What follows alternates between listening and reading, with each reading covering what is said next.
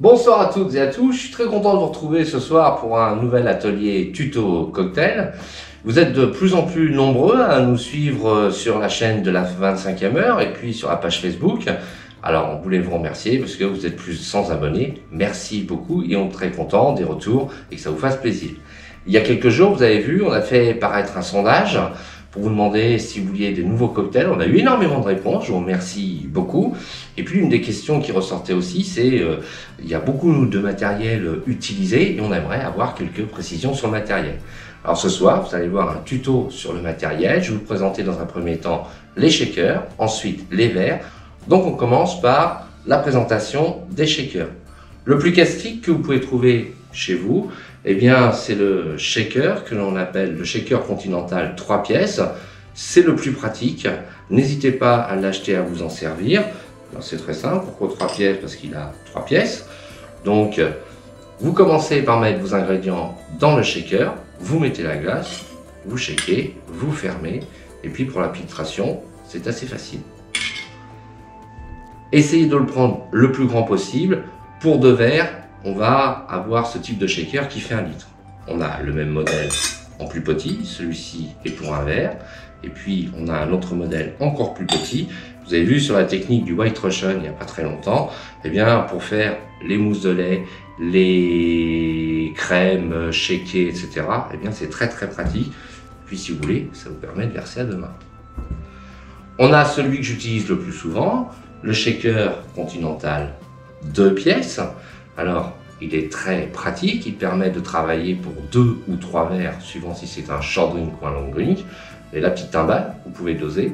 Et puis vous avez la grande timbale, vous pouvez mettre la glace et votre verre va se réfrigérer petit à petit. Pour ce shaker, vous allez avoir besoin de la passoire.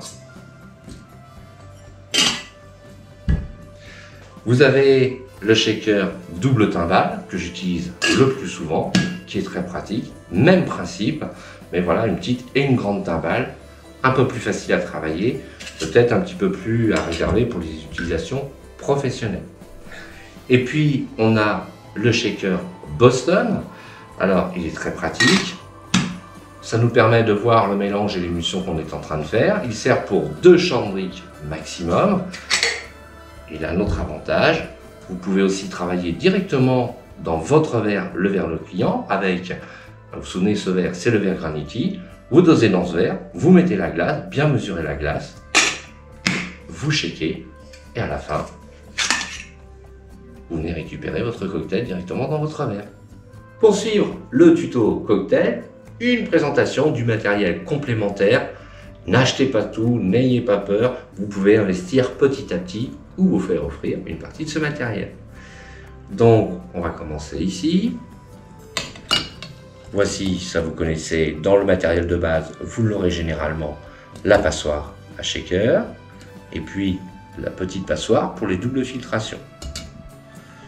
Une grande pince décoration qui permet de prélever des décorations sur le bar ou derrière le comptoir, avec une pose assez précise, et puis celle-ci elle est plus petite, donc beaucoup plus précise, notamment pour les short drinks, c'est très agréable. Le ciseau cranté, vous l'avez déjà vu, qui permet de faire des belles décorations. Un pilon, essayez qu'il ne soit plus en bois aujourd'hui, c'est déconseillé.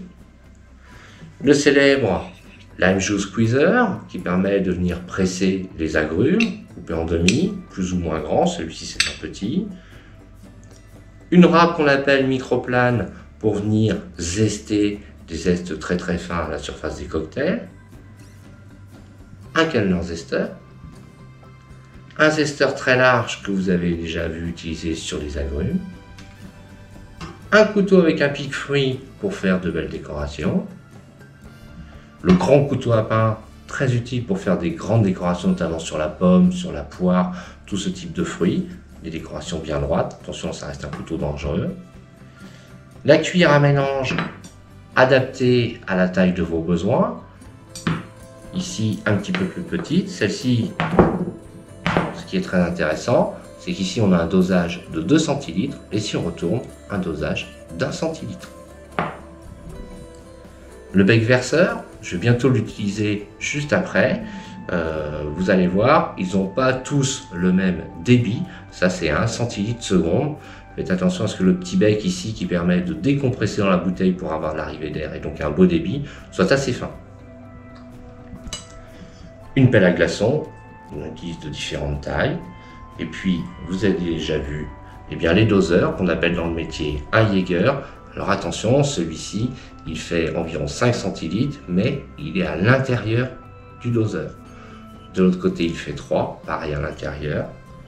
Celui-ci, par exemple, fait exactement 2 centilitres à la surface et 4 centilitres de l'autre côté.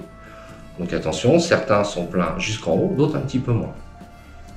L'avantage de celui-ci, par exemple, si vous regardez bien, il est exprimé en centilitres et en ose, ce qui permet de convertir beaucoup plus facilement les recettes issues d'Angleterre et des États-Unis. Je vais vous présenter maintenant la verrerie classique que l'on peut retrouver dans le monde du bar. Dans un premier temps, je vous présente un verre à vin de Bourgogne que l'on a détourné chez les barman et on s'en sert avec la dénomination du verre piscine. Vous l'avez vu il n'y a pas très longtemps dans les tutos, dedans j'avais réalisé un spritz. Ici le verre dégustation qui nous sert au service des eaux de vie de vin tels le cognac, les armagnacs, mais qu'on peut aussi détourner pour réaliser de superbes cocktails. Tout le monde connaît la flûte à champagne. Le verre à vin classique qu'on appelle le verre INAO de l'Institut National des Appellations d'Origine. Le verre, alors c'est un grand tube, alors c'est un dérivé de l'anglais, on l'appelle le verre tumbler. Vous m'avez vu réaliser dans ce verre, et bien notamment la pina colada. Le verre Graniti, vous l'avez vu il y a quelques instants, qui me sert avec le shaker Boston, mais vous avez vu aussi il n'y a pas très longtemps, c'est le verre dont je me suis servi pour réaliser les mojitos. Voici le verre maintenant, le verre Old Fashion, vous l'appelez souvent chez vous le verre à whisky. Bien, Old Fashion, pourquoi? Eh bien, parce qu'à l'origine des cocktails, on servait beaucoup de boissons dans ce verre. Voici le verre à cocktail, dit aussi le verre Martini. Il est lui aussi à l'origine de la cocktaillerie, qui est né environ vers 1880-1850 aux États-Unis. Vous allez voir très bientôt, je vais vous faire plaisir de répondre à votre demande sur la chaîne de la 25e heure. Je vais réaliser le cocktail de James Bond, le célèbre cocktail Le Vesper, avec quelques-uns de ses dérivés qui peuvent être réalisés au shaker ou au verre à mélange.